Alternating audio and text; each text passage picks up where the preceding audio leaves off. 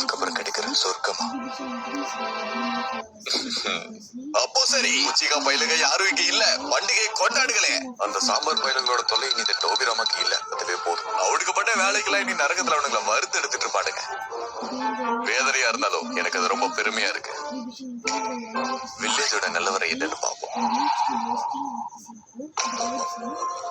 என்ன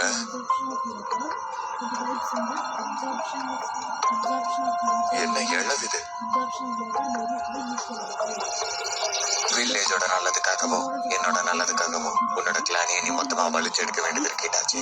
தெரியும், நீ மூடு. ஜிஹா பயிலுக சாவ போறானுங்களா? டான்ஸ் எவ்வளவு மோசமானவங்களா? இது மட்டும் முன்னாடியே தெரிஞ்சிருந்தா இருசன் அப்பவே லாடம் கட்டிட்டு உன்ன முன்னாடியே ஹொக்கா கேக்கிருப்பேன். டான்ஸோ